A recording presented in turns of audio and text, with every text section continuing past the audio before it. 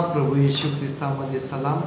देवाचं वचन या भक्तीमध्ये मी तुम्हा सर्वांचं प्रभू येशू ख्रिस्ताच्या नावामध्ये स्वागत करत आहे. आजच्या मननासाठी आपण देवाचं वचन स्तोत्रसंहिता 103 अध्याय आणि दुसरं वचन या ठिकाणी आपण वाचूया. हे माझ्या जीवा, परमेश्वराचा धन्यवाद कर, त्याचे सर्व उपकार विसरू नको. देवाचं वचन आज आपल्याला सांगत आहे की आम्ही देवाची उपकार स्तुती केली पाहिजे, आम्ही देवाचं आभार मानलं पाहिजे, आम्ही देवाच्या नावाला धन्यवाद दिला पाहिजे, कारण परमेश्वरानं आमच्यावरती भरपूर उपकार केलेले आहेत आणि म्हणून परमेश्वराचं उपकार मानणं हे आमचं कर्तव्य आहे आणि ते कर्तव्य, ती जबाबदारी आपण कधीही विसरता कामा नये.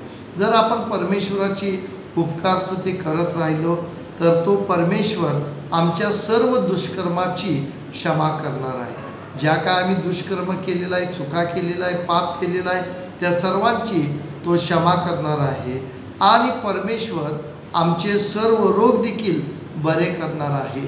परमेश्वर आम्हाला चांगलं आरोग्य देणार आहे. आमच्या पापांची देखील, अपराधांची देखील तो आम्हाला क्षमा करणार आहे. आणि जर आम्ही परमेश्वराची उपकार स्तुती केली तर तो परमेश्वर आम्हाला विनाशगर्तेतून आमचा जीव वाचवणार आहे आणि आमची तो सुटका करणार आहे, तो आमचं संरक्षण करणार आहे आणि तो परमेश्वर आमच्यावरती दया आणि करुणा यांचा मुकुट देखील तो घालणार आहे. आणि तो परमेश्वर आमचं आयुष्य उत्तम पदार्थांनी तृप्त करणार आहे. तो आम्हाला कोणत्याही गोष्टीची कमतरता किंवा उणीवता पडू देणार नाही.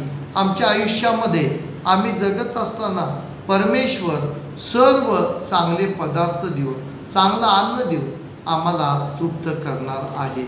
आणि म्हणून परमेश्वराची आपण उपकार स्तुती करूया, त्याच्या नावाला धन्यवाद देऊया आणि त्याचा जय जयकार आपल्या जीवात जीवा असेपर्यंत करत राहूया आणि त्याचं नाव उंच करत राहूया. आजचं वचन देवबाप आशीर्वादित करो आणि देवबाप तुम्हा सर्वांना आशीर्वाद देव, तुमच्या सर्व इच्छा पूर्ण करो आणि देव तुम्हाला चांगलं आरोग्य देव आणि देव तुमच्या सर्व योजना सिद्धीस नेऊ, हीच मी देवाच्या चरणी प्रार्थना करत आहे. यावेळेस आपण प्रार्थना करूया. पवित्र देवा, आम्ही तुझ्या नावाला धन्यवाद देतो. देवा, आम्ही तुझं उपकार आणि आभार मानतो.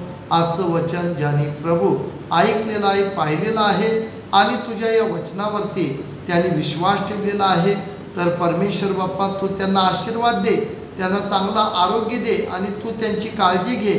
त्यांना तुझ्या सामर्थ्यानं आशीर्वादानं भर.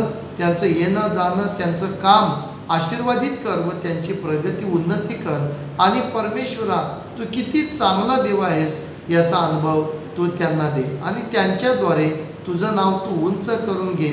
आणि परमेश्वर बाप्पा, त्यांच्या जीवनामध्ये तू अद्भुत अशी साक्ष घडव, हीच आम्ही देवा तुझ्या चरणापाशी कळकळीची आणि आग्रहाची प्रार्थना विनंती करत आहे. आमेन. माझ्या चॅनलला तुम्ही सबस्क्राईब करा, लाईक करा, शेअर करा आणि कमेंट बॉक्समध्ये तुमच्या प्रार्थना विनंत्या लिहून तुम्ही मला पाठवा. नक्कीच मी तुमच्यासाठी प्रार्थना करेन आणि परमेश्वर स्वर्गातून तुम्हाला आशीर्वाद देईल, स्वर्गातून तुमच्या जीवनामध्ये साक्ष घडवेल आणि परमेश्वर किती चांगला आहे याचा अनुभव तुम्हाला येणारच आणि देवाचं गौरव होणारच. आमेन.